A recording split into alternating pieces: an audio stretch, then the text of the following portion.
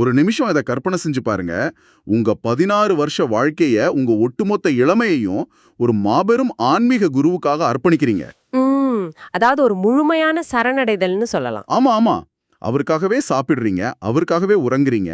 அப்படி இருக்கும்போது திடீர்னு ஒரு நாள் அந்த குரு உங்கள பார்த்து, நீ இனிமேல் என் சீடன் கிடையாது, நாம இனிமேல் வெறும் நண்பர்கள் அப்படின்னு சொன்னா, நிஜமாவே அது ஒரு பெரிய இடி விழுந்த மாதிரி தான் இருக்கும். கண்டுக்கா. சிலருக்கு இது ஏதோ பெரிய சுதந்திரம் கிடைச்ச மாதிரி தெரியலாம். ஆனா தன் உயிரையே குருவிடம் ஒப்படைத்த ஒருத்தனுக்கு இது என்ன சொல்றது, ஈடு செய்ய முடியாத ஒரு பெருவழி இல்லையா? கரெக்ட். அந்த வலியோட ஆழம் சாதாரண ஆட்களுக்கு புரியாது. அது பத்தி தான் இன்னைக்கு நம்ம ஆழமான தேடல்ல பேச போறோம். மனித மனசோட பல விசித்திரமான முடிச்சுகளை அழிக்க போறோம்னு சொல்லலாம். நீங்க கேட்டுட்டு இருக்கிற இந்த உரையாடல் ஓஷோ அவங்க 1986ஆம் ஆண்டு கொடுத்த பியாண்ட் சைக்காலஜி அப்படிங்கிற சொற்பொழிவுகளை பத்தினது. மிகச் சரியான ஒரு தொடக்க புள்ளி இது. ஏன்னா இந்த உரை நடந்த காலகட்டத்தோட பின்னணிய புரிஞ்சுக்கிறது ரொம்ப ரொம்ப அவசியம். ஆமா, 1986 அந்த நேரம் ஓஷோக்கு ரொம்ப சவாலான காலகட்டம் தானே. கண்டிப்பா. அமெரிக்க அரசாங்கம் ஓஷோவோட கம்யூனை முழுவதுமா அழிச்ச பிறகு அவர் பல நாடுகளுக்கு பயணம் செஞ்சு எக்கச்சக்க நெருக்கடிகளை சந்திச்சாரு. கடைசியா உருகுவே நாட்டுல இருக்கிற புண்டா டெல் எஸ்டே அப்படிங்கிற நகர்ல தங்கியிருந்த நேரம் அது. ஓ, அந்த இடத்துல தான் இந்த உரைகள் நடந்ததா? உடைச்சு தியானத்தோட உண்மையான பாதையை நோக்கி மனித நனவு நிலைய நகர்த்துவது தான் இதோட அடிப்படை.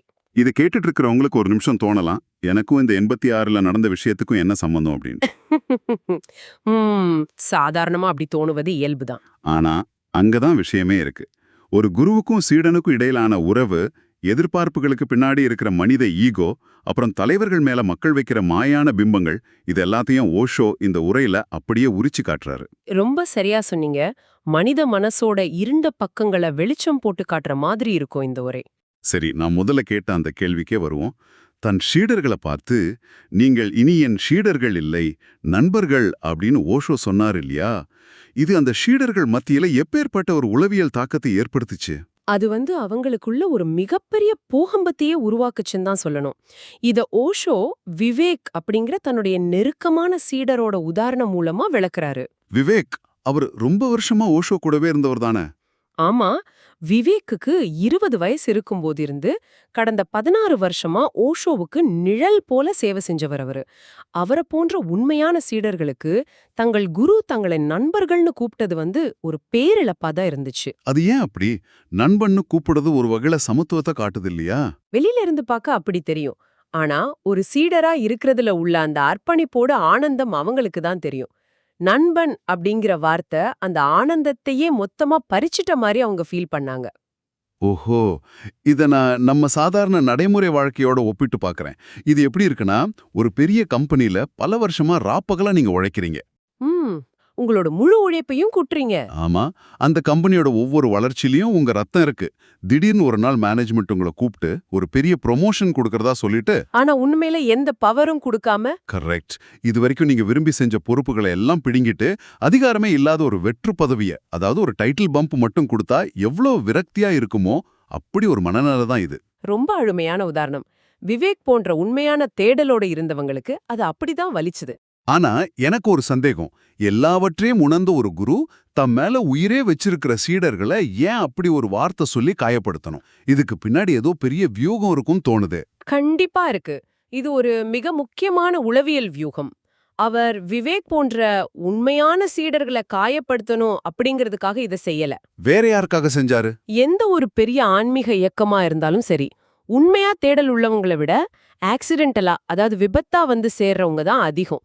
ஓஷோவோட கம்யூனிட்டிலயும் அப்படிப்பட்டவங்க பலர் இருந்தாங்க. ஓ, கூட்டத்தோட கூட்டமா சேர்றவங்கன்னு சொல்றீங்க? ஆமா, அவங்க மத்த உண்மையான சீடர்கள் கிட்ட இருந்த அளப்பரிய சக்திய பார்த்துட்டு தாங்களும் ஆன்மீக ரீதியா பெரிய ஆளாகணும், சமூகத்துல ஒரு உயர்ந்த அந்தஸ்துல இருக்கணும் அப்படிங்கிற பேராசையில வந்தவங்க. அப்போ அவங்களுக்கு தியானம் மேலெல்லாம் எந்த அக்கறையும் இல்லையா? துளியும் இல்ல. உண்மை மேலேயோ தியானத்து மேலேயோ அவங்களுக்கு எந்த அக்கறையும் கிடையாது.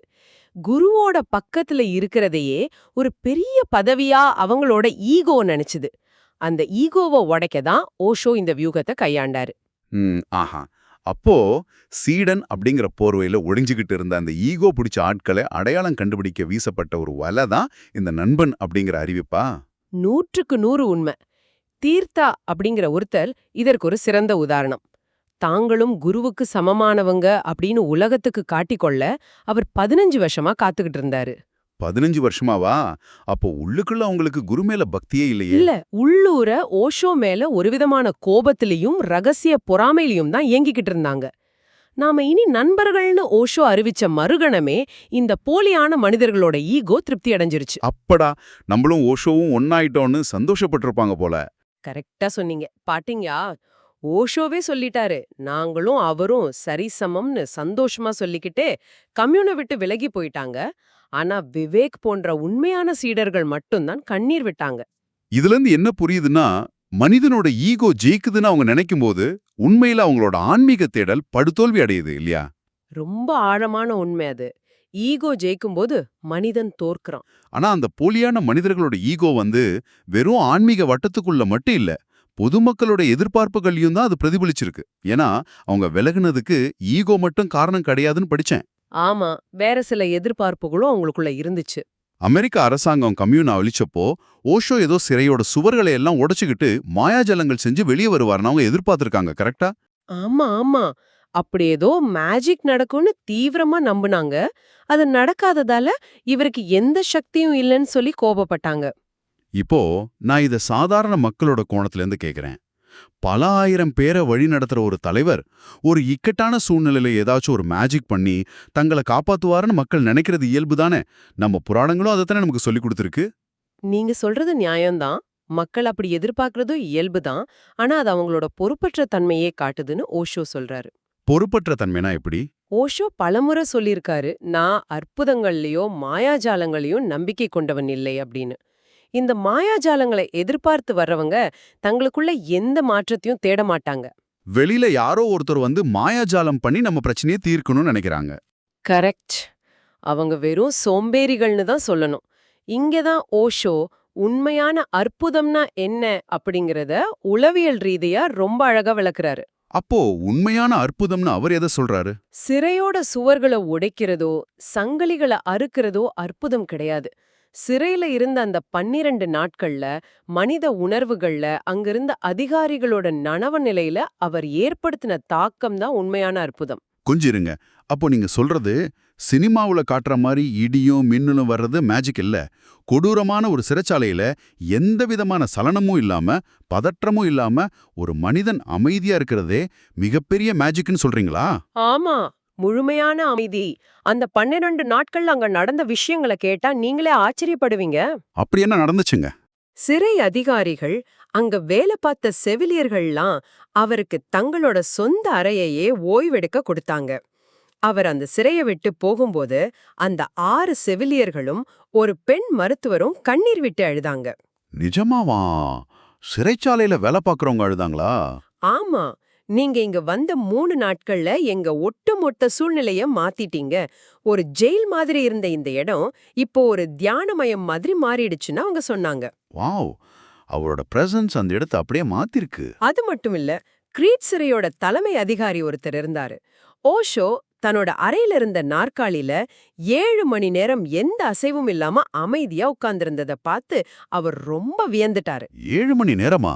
ஆமா, அவர் சொன்னாரு, உங்க மாஸ்டர் உட்கார்ந்திருந்த நாற்காலி இதுதான்னு என் மக்கள் கிட்ட நான் பெருமையா சொல்லுவேன்னு சொன்னாரு. இதுதான் ஒரு மனிதனோட இருப்பால் நிகழும் உண்மையான மேஜிக். மத்தவங்க அவர் மேல திணிச்ச எந்த அழுத்தமும் அவரை பாதிக்கல அப்படிங்கிறது தான் மனிதகுல வரலாற்றோட உண்மையான அற்புதம்னு சொல்றீங்க.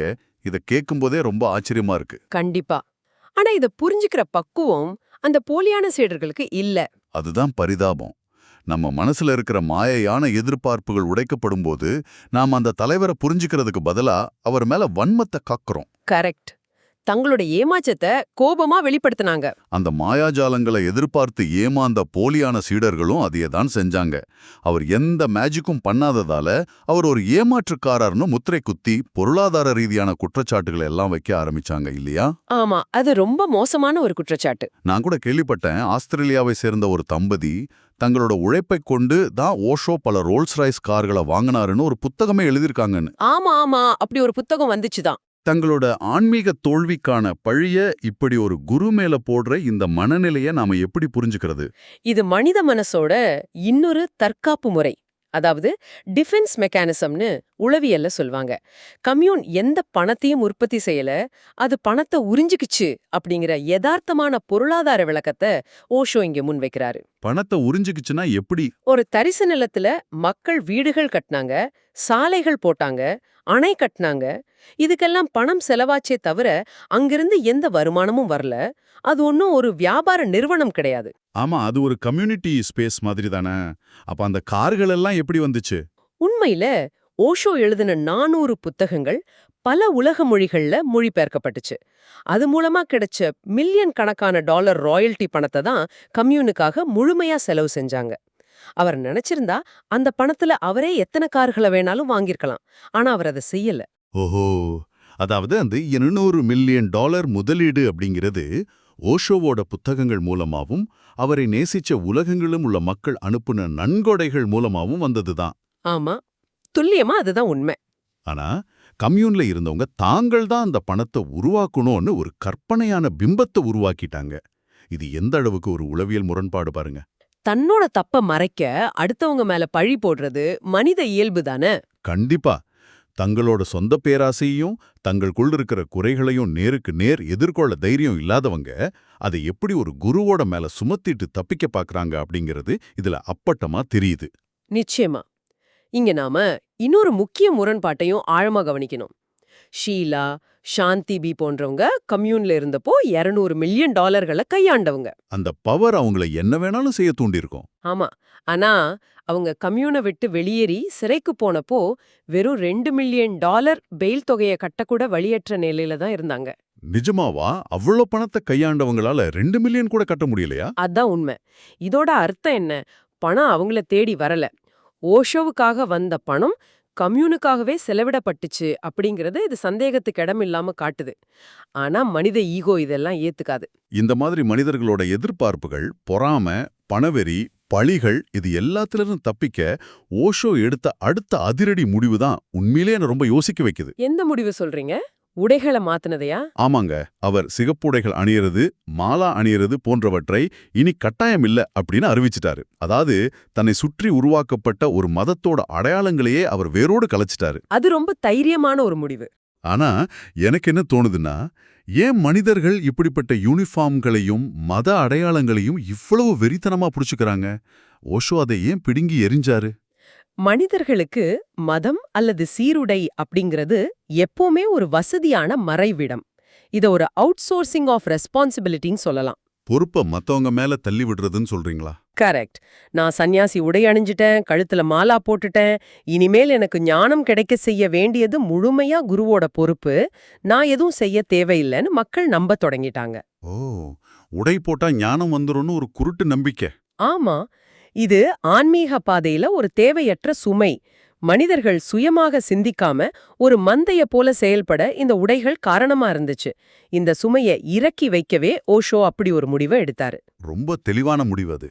ஆமா, கம்யூன் அப்படிங்கிற அமைப்பை கலைச்சிட்டு இது வெறும் மிஸ்ட்ரி ஸ்கூல்னு அவர் அறிவிச்சதோட திண்ணடி இதுதான். உங்களுக்கு தேடல் இருந்தா வாங்க, கத்துக்கோங்க, உங்க வழியில போங்க அப்படின்னு அவர் முழுமையான சுதந்திரத்தை கொடுத்தாரு. இந்த சுதந்திரத்தை பத்தி பேசும்போது புத்தருக்கும் அவரோட நெருங்கிய சீடரான சாரிபுத்திரருக்கும் இடையான ஒரு கதை எனக்கு ஞாபகத்துக்கு வருது. சொல்லுங்க. ரொம்ப சுவாரஸ்யமான கதையா இருக்குமே. சாரிபுத்திரர் புத்தர் உயிரோடு இருக்கிற வரைக்கும் தான் ஞானம் அடையவே விரும்பலன்னு சொல்லுவாரு. ஆனா ஒரு கட்டத்துல அவர் ஞானம் அடைஞ்ச பின்னாடியும் புத்தரை விட்டு பிரிஞ்சு போய் மத்தவங்களுக்கு போதிக்க மறுப்பாரு. ஓஹோ, குருவை விட்டு பிரிய மனசில்லாம அப்படி செஞ்சாரா? ஆமா. அப்ப அவர் புத்தர்கிட்ட ஒரு விசித்திரமான சுதந்திரத்தை கேட்பாரு. நான் உலகத்தோட எந்த மூலையில இருந்தாலும் தினமும் காலையில எழுந்து நீங்க இருக்கிற திசையை நோக்கி தூரத்துல இருந்தே உங்களை வணங்குவதற்கான சுதந்திரம் எனக்கு வேணும்னு மன்றாடி கேட்பாரு. அருமை. ரொம்ப நெகிழ்ச்சியான ஒரு விஷயம் இது. அன்பு கேட்கும் இந்த சுதந்திரத்தை எந்த ஒரு லாஜிக்காலையும் அளக்கவே முடியாது இல்லையா? மிக ஆழமான ஒப்பீடு இது. ஞானம் அடைஞ்சாலும் ஒரு சீடன் தன் குரு மேலே இருக்கிற நன்றியுணர்மை எப்பவுமே இழக்கிறதில்ல அப்படிங்கறது இந்த கதை அழகா உணர்த்துது. கண்டிப்பா. வெளிப்படையான உடைகளோ அடையாளங்களோ தேவையில்லை. உண்மையான பந்தம் அப்படிங்கிறது உள்ளுக்குள்ள இருக்கிறது தான். அதே போலதான் ஓஷோவோட உண்மையான சீடர்களும் உணர்ந்தாங்க. ஓஷோ அவங்கள நண்பர்கள்னு அறிவிச்சாலும் அவங்க உள்ளூர என்றென்றும் அவரை தங்களோட குருவாகவே பார்த்தாங்க. அந்த பந்தத்தை எந்த அரசாங்கத்தாலையும் உடைக்க முடியல. சரி, இப்போ என் மனசுல ஒரு பெரிய கேள்வி நிக்குது. மதமும் இல்ல, சந்நியாசி உடைகளும் இல்ல, எந்த கட்டுப்பாடும் இல்ல, குரு சீடன் அப்படிங்கிற படிநிலையும் இல்லைன்னா ஓஷோவோட உண்மையான போதனை தான் என்ன? ரொம்ப முக்கியமான இடத்துக்கு வந்துட்டோம். ஒரு மனிதன் எப்படி தன்னை தானே உணர்வது? நாம இந்த தேடலோட மிக முக்கியமான தத்துவமார்த்தமான பகுதிக்கு வந்துட்டோம்னு நினைக்கிறேன். ஒரு சீடர் ஓஷோ கிட்ட ஒரு கேள்வி கேட்கிறாரு. உங்க வார்த்தைகளை கேட்கும்போது முற்றிலும் புதிதாகவும் இருக்கு, அதே சமயம் எப்போதோ ரொம்ப காலத்துக்கு முன்னாடி மறந்து போன ஒன்னே மீண்டும் நினைவு கூறுவது போலவும் இருக்குன்னு. இது உளவியல் ரீதியா எப்படி புரிஞ்சுக்கிறது? ஆங்கிலத்துல ரிமெம்பர் அப்படிங்கிற வார்த்தை இருக்கு இல்லையா, அதோட வேர்ச்சொல் அர்த்தத்தை நாம புரிஞ்சுக்கிட்டா இதுக்கு விடை கிடைச்சிரும். ரிமெம்பர்னா ஞாபகம் வச்சுக்கிறது தானே? சாதாரணமா அப்படிதான் சொல்லுவோம். ஆனா ரீமெம்பர், அதாவது make it a member again அப்படின்னு அதுக்கு அர்த்தம். உங்ககிட்ட இருந்து பிரிஞ்சு போன ஒரு உறுப்பை அல்லது ஒரு அங்கத்தை மீண்டும் உங்களுடனேயே இணைத்தல் அப்படிங்கிறது தான் அது. ஓ, அப்படியா? ரொம்ப புதுசா இருக்கு இந்த விளக்கம். ஆமா, ஓஷோ எந்த ஒரு புதிய சித்தாந்தத்தையோ தத்துவத்தையோ வெளியில இருந்து உங்க மூளைக்குள்ள திணிக்கல. உங்களோட உண்மையான இயல்பு, அமைதி, பேரானந்தம் எல்லாமே உங்க கூடவே தான் இருக்கு. ஆனா சமுதாயத்தோட இரைச்சல்ல அதை நீங்க மறந்துட்டீங்க. அப்ப அவர் பேசும்போது அந்த மறந்த விஷயம் ஞாபகத்துக்கு வருதா? கரெக்ட். அவர் பேசும்போது உங்க உள்ளுக்குள்ள இருக்கிற அந்த தேடலோட அது ஒத்தி செய்து. வெளியில இருந்து அந்த வார்த்தைகளை கேட்கும்போது மூளைக்கு அது புதுசா தோணலாம். ஆனா உள்ளே உங்க ஆன்மா அத அட இது எனக்கு ஏற்கனவே தெரிஞ்ச உண்மைதானேன்னு நினைவு கூறுது. வாவ்! உளவியல்ல இத லெத்தாலஜிக்கான்னு சொல்லுவாங்க. அதாவது நாக்கு நுனியில இருக்கு, ஆனா வார்த்தை வெளியே வரல அப்படின்னு நம்ம தவிப்போமே, கிட்டத்தட்ட அது போல தான் இது. ஆமா ஆமா, அதேதான். மூளைக்கு அந்த விஷயம் தெரியும், ஆனா அதை வெளிக்கொண்டு வர முடியாம ஒரு சின்ன திரை மறைக்கும்.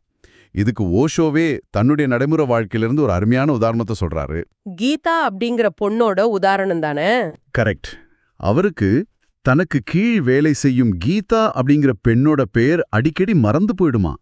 ஆனா அவங்க முகம், கண்கள் எல்லாம் நல்லா ஞாபகம் இருக்கும். பெயர்கள் மனிதர்களால் கொடுக்கப்பட்டது, அது இயற்கையானது இல்ல அப்படிங்கறதால அது எளிதில் மறந்து போகுதுன்னு சொல்றாரு. அப்போ அந்த பேரை எப்படி ஞாபகப்படுத்துவாரு?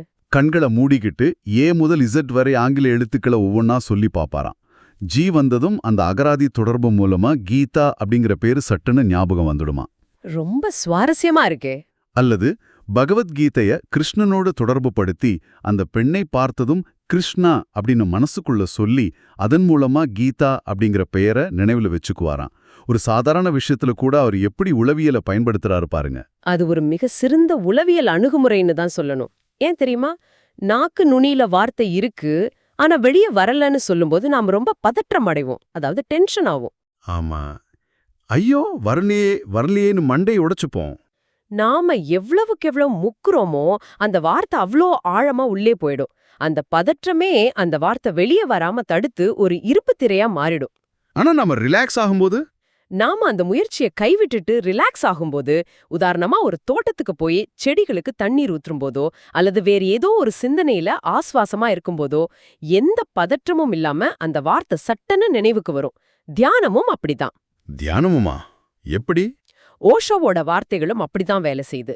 ஒரு ப்ரொஃபசர் பாடம் நடத்துறத போல நோட்ஸ் எடுத்துக்கிட்டு மூளைய கசக்கி கேட்காம ரொம்ப ரிலாக்ஸ்டா எந்த எதிர்பார்ப்பும் இல்லாம அவர் பேச்ச கேட்கும்போது உங்களுக்குள்ள ஒரு ஆழமான அமைதி ஏற்படுது.